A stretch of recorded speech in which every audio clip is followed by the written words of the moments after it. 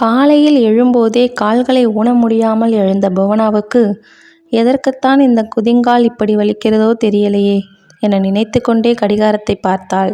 மணி 6 2 நிமிடம் ஆகியிருந்தது. வேக வேகமாக துடைப்பத்தை எடுத்துக்கொண்டு முன்வாசல் பெருக்கி தண்ணீர் தெளித்தாள். பக்கத்து தெருவில் பால் பண்ணைக்கு போய் பால் வாங்க வேண்டும். தலைமுடியை சரி செய்து கொண்டு பால் வாங்கி வந்தாள்.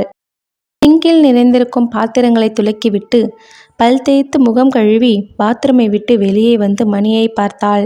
மணி 6:50. அடுப்பில் பால் காய்ச்சினாள். நினைவுகள் தன்னையும் அறியாமல் பின்னோக்கி நகர்ந்தன. மாமனார் உயிரோடு இருந்தால் 5 நிமிடம் எழுந்திருக்க தாமதமானாலும் மகனும் மருமகளும் படுத்திருக்கும் அறையின் கதவை தட்டி, எந்திரிம்மா, மணி 6 ஆச்சு என்று கத்துவார்.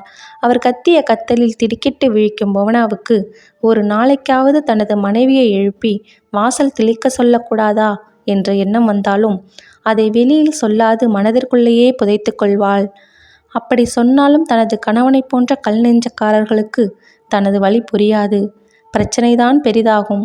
திருமணமாகி வந்த புதிதில் வீட்டில் இருப்பவர்களுக்கு மட்டும் அல்லாமல் நாத்தனார் பிள்ளைகளுக்கும் சேர்த்து மாங்கு மாங்கென்று வேலை பார்த்தவளுக்கு தனக்கென்று குழந்தை பிறந்தவுடன் வீட்டு வேலை பார்த்து எல்லோருக்கும் பார்ப்பது சிரமமாக இருந்ததுடன் தனது குழந்தைகளை கவனிக்க முடியாமல் போனது.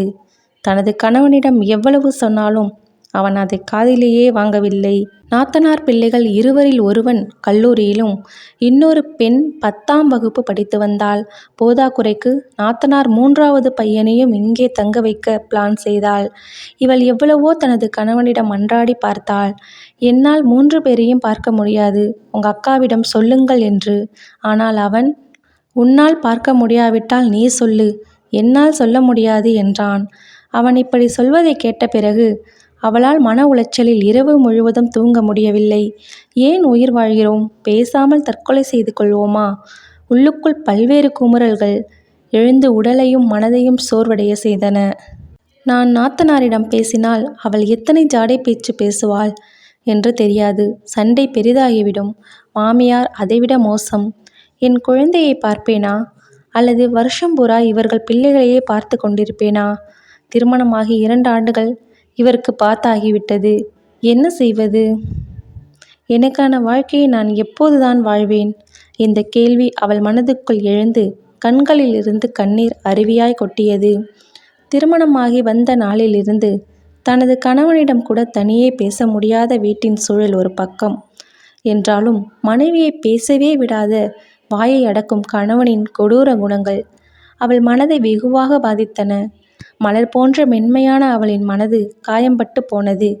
என்றைக்காவது தனது அம்மா வீட்டிற்கு போகலாம் என்றால் மூஞ்சியை தூக்கும் மாமியார் செயல்களும் கணவனின் குணமும் அவள் ஆறுதல் தேடக்கூட வழியில்லாமல் செய்தன. அப்போதெல்லாம் அவள் குழந்தைகளை பார்த்து மட்டுமே ஆறுதல் அடைவாள். அவளுக்கு அடிக்கடி தற்கொலை எண்ணம் வரும்போதெல்லாம் தனது குழந்தைகளை பார்த்து அமைதி பெறுவாள். இப்படித்தான் புவனாவின் வாழ்வு நகர்ந்தது. வழக்கமாக ஒரு நாள் மாலையில் தெருவில் வரும் நல்ல தண்ணியை வயதான மூதாட்டி ஒருவர் பிடித்து வைக்க மாமியார் தூக்கி வந்தாள். அதை பார்த்த நாத்தனார் மகன், எதற்கு ஆச்சியை தண்ணி பிடிக்க சொல்கிறீங்க? நீங்க சென்று பிடிக்க வேண்டியது தானே என்றான். அதை கேட்ட புவனாவுக்கு வந்த ஆத்திரத்தில், அதை கேட்க நீ யார்? உன் வேலை எதுவோ அதை மட்டும் பார் என்றால் கோபத்தில். இது என் ஆட்சி வீடு, நான் கேட்கத்தான் செய்வேன் என்று ஆணித்தரமாய் கூற, உன் அதிகாரத்தை உன் வீட்டில் போய் வைத்துக்கொள் என்று சொல்ல புவனாவுக்கும் அவனுக்கும் சண்டை முத்தி போனது. வேடிக்கை பார்த்த மாமனாரும் மாமியாரும் ஒன்றுமே சொல்லாமல் நகர்ந்தனர். தன் கணவர் வந்த பிறகு நடந்த விஷயங்களை கூற அவர் எதுவும் பேசாமல் நகர புவனாவுக்கு ஆத்திரம் பொங்கியது. அவனை தட்டி கேட்கக்கூடாதா? கோபத்தில் வார்த்தையும் துக்கமும் தொண்டையை அடைக்க, கேட்போம், பேசாமல் இருதாயே என்று நகர்ந்தான். கணவனின் மழுப்பல் அவளுக்கு வெறுப்பைத்தான் கொடுத்தது. தன் முன்னாடியே கூப்பிட்டு தட்டி கேட்காத கணவரின் குணமும் தூண்டிவிட்ட நாத்தனாரின் சாமர்த்தியமும் தெரிந்திருந்தாலும் அதை கேள்வி கேட்காத கணவரின் கண்மூடித்தனமான பற்றும் குடும்ப வாழ்க்கையின் மேல் அளவு கடந்த வெறுப்பை கொடுத்தன. வருடக்கணக்காய் உட்கார்ந்து இவர் அக்கா பிள்ளைகளுக்கு சமைத்து போட வேண்டும். அதை துளி கூட எண்ணாத என்னை யார் பேசினாலும் வேடிக்கை பார்க்கக்கூடிய இவருடன் வாழ வேண்டுமா? எல்லாம் என் தலையெழுத்து. நான் எதற்காக வாழ வேண்டும்? என் குழந்தைங்களுக்காக மட்டுமே இந்த துன்பத்தை எல்லாம் பொறுத்து கொள்கிறேன். காலையில் எழுந்ததில் ஆரம்பித்து இரவு வரை வேலைதான்.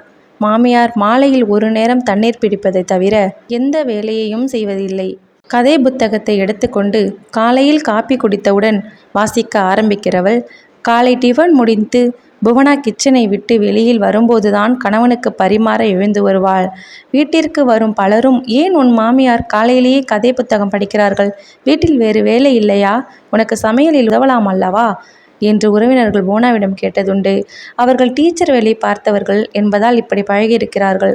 நான் வருவதற்கு முன் அத்தை எல்லா வேலையும் பார்த்திருக்கிறார்கள். இப்பொழுது நான் பார்க்கிறேன். அதனால் இப்படியே பழகிவிட்டார்கள் என்று சொல்லி சமாளிப்பாள். இன்னும் ஒரு கொடுமை, மாமியாருக்கு பென்ஷன் வருவதால் அவருக்கு மட்டுமே டூத்பேஸ்ட், மற்றவர்கள் எல்லோரும் வீட்டில் பல்பொடிதான். வந்த புதிதில் இது ஆச்சரியமாக இருந்தது. ஏன் எல்லோருக்கும் பேஸ்ட் வாங்கக்கூடாதா? உங்கள் அம்மாவுக்கு மட்டும் என்ன ஸ்பெஷல் என்று கேட்ட பிறகே அவளுக்கு டூத்பேஸ்ட் கிடைத்தது.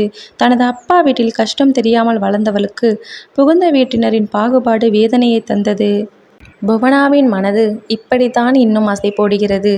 இன்று மாமனார் இறந்து போனாலும் மாமியாரை கண்ணும் கருத்துமாய் நான் தான் பார்த்து கொள்கிறேன். என்னுடன் சண்டை போட்ட பேரனோ வளர்த்த பேத்தியோ வந்து பார்க்கவில்லை. என்றாவது உடல்நிலை சரியில்லாமல் போகும் சமயம் வந்து எட்டி பார்ப்பார்கள். அவ்வளவுதான். மகள்களே அப்பா போனவுடன் தாயை புறக்கணித்தனர். ஆனால் இன்னும் மாமியார் மகள்களின் மேலும் தான் வளர்த்த மகளின் பிள்ளைகளின் மேலும் அளவு கடந்த பிரியத்தை காட்டுவார். ஆனால் நான் மட்டும் இன்னும் அந்நிய பெண்ணாகவே எனது கணவனாலும் மாமியாராலும் உணர்த்தப்படுகிறேன். இந்த நிலை எப்போது மாறும்? புகுந்த வீடு என்பது வலிமிகுந்த சுமையாகவே எனக்கு இன்னும் இருக்கிறது.